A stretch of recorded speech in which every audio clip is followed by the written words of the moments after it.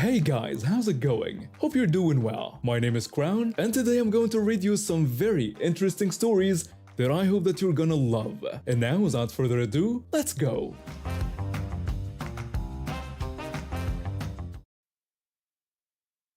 At 28, I find myself juggling the roles of fiancé, mother, and reluctant landlord to my younger sister. As the eldest of two girls, I've always been more than just a sibling.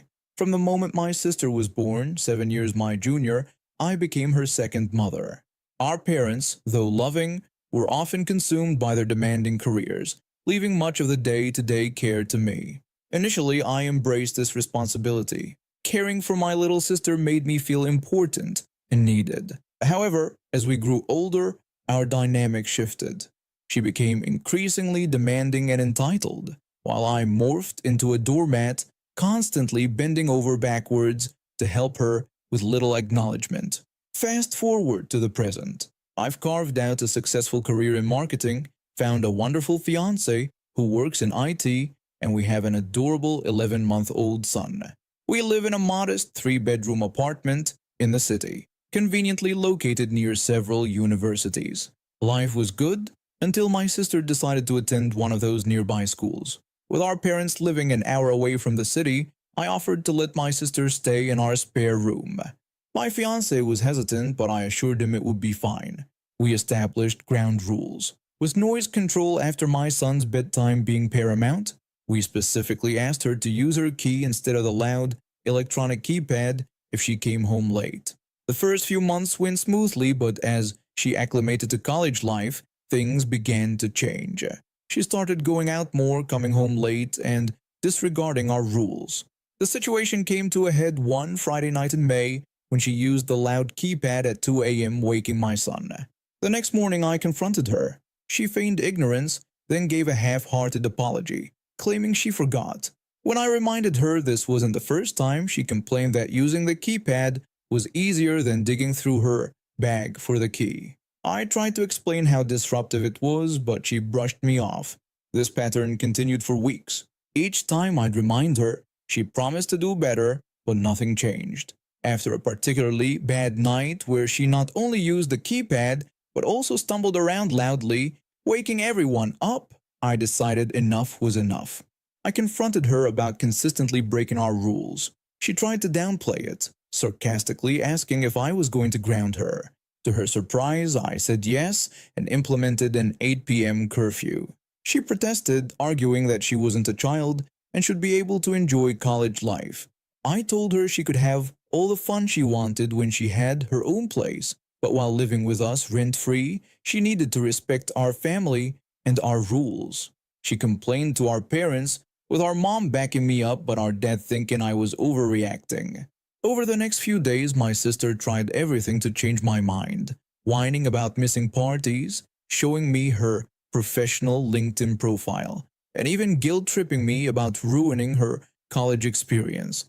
The final straw came when I overheard her calling me a bitch to her friends. I realized it was time for her to go. When I approached her about moving out, she was shocked. I explained that I'd tried to be patient, but she clearly didn't respect us, and I had no obligation to continue housing her for free. She panicked, asking where she was supposed to go. I gave her the option of moving back with our parents or staying only if she started respecting our rules without complaint. This ultimatum finally got through to her. We had a long talk, airing our grievances. To my surprise, she actually apologized and promised to do better. I appreciated her apology but made it clear she was on thin ice. I told her the curfew would stay until the semester's end and that our dad had agreed to pay for her to resume therapy. She was hesitant about therapy, but I reminded her how much it had helped when she was younger. Over the next few weeks, I saw a gradual change in her behavior. She became more considerate, followed the rules, and even helped around the apartment without being asked. As the semester ended, we had another talk. I acknowledged her efforts and expressed my appreciation. She thanked me and apologized for her long-standing behavior. I told her I was proud of her for recognizing her faults and working to change. She asked if she could stay, and I agreed, reminding her that this was her last chance and that my priority had to be my son and fiancé. For now, I'm taking it one day at a time, celebrating the small victories, and looking forward to a future where we can support each other as true sisters should. So, a bit about me. I'm a Marine recently back from my third tour overseas. Combat had left its mark on me both physically and mentally. I was struggling to adjust to civilian life, dealing with PTSD, and finding comfort in the little things. One of those comforts? Waffles from this small diner near my apartment. Every Sunday morning I'd head there for a stack of their amazing Belgian waffles. It became my ritual, a small slice of normalcy in a world that often felt chaotic. The staff knew me, always had my order ready, and never questioned why I always sat facing the door. This particular Sunday started like any other. I walked in, nodded to the waitress, and settled into my usual spot. The smell of coffee and syrup filled the air, and for a moment, everything felt right. That's when he walked in. This guy strutted into the diner like he owned the place. Designer clothes, slicked back hair, and an attitude that screamed, "I'm better than all of you." He marched straight up to the counter, ignoring the line of people waiting to place their orders. The entitled guy demanded waffles immediately. The waitress politely explained that he would have to wait in line like everyone else. The guy then arrogantly asked if she knew who he was, stating that he doesn't wait in lines. I could see the waitress getting flustered. She looked at me knowing I was a regular, silently pleading for help. I sighed, put down my fork, and stood up. I called out to the guy, telling him that the line started at the back. He turned to me with a sneer on his face. He rudely told me to mind my own business and that he was talking to the help. Now, I'm not one for confrontation these days, but something about this guy rubbed me the wrong way. Maybe it was the way he talked down to the staff, or maybe it was just that he was messing with my waffle time. Either way, I decided to step in. I calmly explained to him that we were all there for waffles and suggested he wait his turn like everyone else. The entitled guy retorted that I didn't understand, claiming he was important and had places to be, insisting he didn't have time to wait. I pointed out that he seemed to have plenty of time to argue about it. That's when things took a turn. The guy's face turned red, and before I knew it, he had pulled out a switchblade.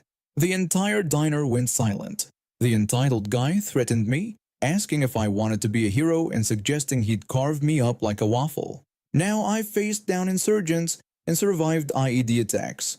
This punk with a pocket knife didn't scare me, but I was worried about the other customers. I needed to end this quickly. I warned him to put the knife away before he hurt himself. He lunged at me, slashing wildly. I easily sidestepped his attack, grabbed his wrist, and in one smooth motion, used his own momentum to slam him face first into the floor. The knife clattered away as I pinned him down, my knee on his back. I told him to stay down. The diner erupted in applause. The waitress called the police while I kept the guy pinned. He was blubbering now, all his bravado gone. The entitled guy whined about his broken nose and threatened to sue me, asking if I knew who his father was. I calmly replied, questioning what he would sue me for. Defending myself and others from an armed attacker? I wished him luck with that. The police arrived pretty quickly. Turns out our entitled friend was wanted for several other incidents of harassment and assault. As they led him away in handcuffs, the diner owner approached me. The owner gratefully told me that my meals would be on the house from now on, thanking me for protecting his customers and staff. I humbly responded that it wasn't necessary and that I just did what anyone would do. The owner insisted, saying it was the least he could do, and offered me a fresh stack of waffles. And let me tell you, those waffles tasted even better knowing that entitled jerk was headed to jail instead of cutting in line. I ended up working at Big Mart, one of those massive retail chains you see everywhere, after searching for a long time for a job. At first, I was just another face on the sales floor, stocking shelves and helping customers find the elusive item they swore they saw right here last week. But I guess my degree and work ethic caught someone's eye because within a year, I was promoted to department manager. That's when things started to get interesting. The store manager, let's call him boss, seemed to take a shine to me. He'd often ask for my input on store operations, and before I knew it, I was taking on more responsibilities than my job title suggested. One day, boss called me into his office. He asked if I could close the store that night. I agreed but questioned if that wasn't usually handled by him or the assistant managers. Boss explained they were short-staffed and that he trusted me because of my great work. He then handed me the keys and codes, offering to show me the ropes. And just like that, I became what they called a key-carrying manager. It wasn't official, mind you. My paycheck and title stayed the same, but my responsibilities ballooned. Opening the store, closing it, counting money, you name it. I was doing it all. At first, I was flattered. It felt like I was being groomed for bigger things. But as months passed and my workload kept increasing without any formal recognition, I started to feel uneasy. I approached boss about the possibility of a promotion, given all my extra duties. He assured me we'd talk about it soon, but that conversation never seemed to happen. This went on for months, and I started to feel like I was being taken advantage of. Still, I kept at it, hoping my hard work would pay off. Then came that fateful night. The assistant manager had some family emergency and needed to leave early. He desperately asked if I could close up that night, acknowledging it was a last-minute request. I agreed without hesitation, assuring him I had it covered. I went through the usual routine, locking up, counting the day's earnings, setting the alarm. Everything seemed normal. 2 days later, I was called into the loss prevention office. The loss prevention officer informed me that we needed to discuss the nightly count from my last closing shift, which was off by $250. I explained what I remembered, insisting that the count had matched the system's numbers. They launched an investigation, and sure enough, all the money was accounted for. But that's when the real bomb dropped. The loss prevention officer revealed that the problem was that I wasn't authorized to be in the back room doing the count in the first place. I protested, explaining that I've been doing this for months with boss's approval. The officer coldly said rules were rules, and it didn't matter what boss had said. Just like that, I was fired. Boss and the assistant manager got a slap on the wrist, but I was shown the door. They rushed me to my locker and practically shoved me out of the building. It wasn't until I got home that I realized something. I still had the store keys and all the security codes. A week passed before my phone started ringing. Boss called, awkwardly asking for the keys and codes back. He questioned if I had left them on his desk. That's when a little spark of pettiness ignited in me. I thought about all those months of extra work, the broken promises, and the way they'd treated me in the end. I smoothly lied, confirming that I had indeed left them right on his desk when I left.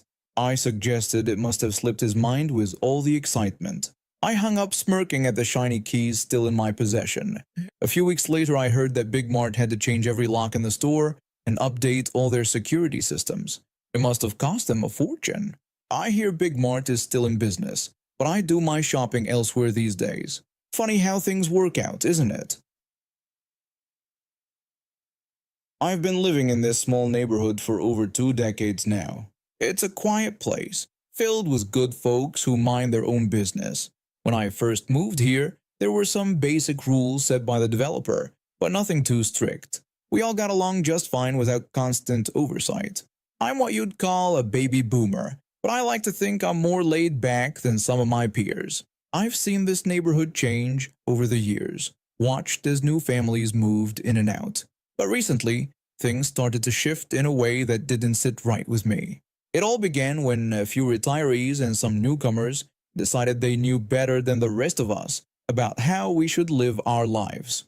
They started talking about strict rules for yard maintenance, house colors, and even where we could park our cars. It was like they wanted to turn our peaceful community into some kind of perfectly manicured prison. The ringleader of this group was a county planner who thought he was God's gift to urban development. Let's call him Mr. Know-It-All. This guy walked around like he had a ruler stuck up his backside, always ready to measure how far your grass had grown or how many inches your car was from the curb. One day, I overheard Mr. Know-It-All talking to my neighbor about forming a homeowners association, HOA. Now, I'd heard horror stories about HOAs from friends in other neighborhoods, and I knew we didn't need that kind of trouble here. I decided to confront him about it. I approached Mr. Know-It-All and expressed my concern about the HOA, suggesting it might not be well received by everyone. Mr. Know-It-All responded with a smug grin, claiming it was too late and that they had already drawn up the plans. He then gestured to my neighbor, who I'll call Mr. Republican, introducing him as their lawyer.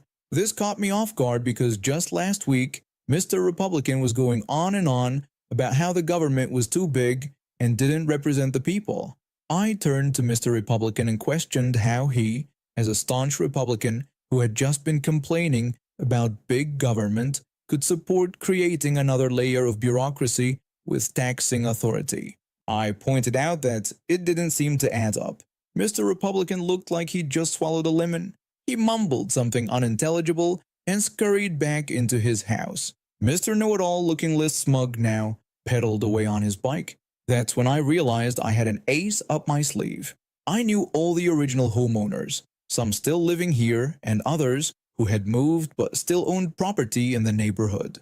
I started making calls, sending emails, and even knocking on a few doors. During one phone call, I asked an original owner if they had heard about the HOA being formed.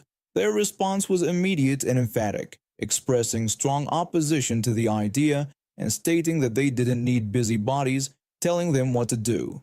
This was the response I got from pretty much everyone I talked to. They were all as fed up with the idea as I was. I informed them that Mr. Know-It-All would be reaching out to them about the HOA and we needed to stand united against it. Over the next few weeks, Mr. Know-It-All made his rounds, trying to sell everyone on his grand vision for our neighborhood.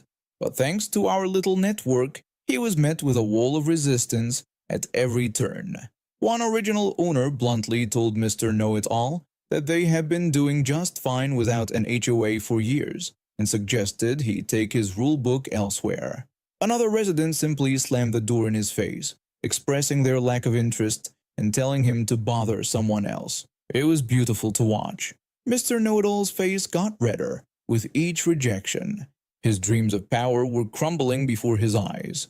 The final nail in the coffin came during a community meeting he tried to organize. He stood at the front of the room, ready to present his HOA proposal, but the room was filled with angry faces.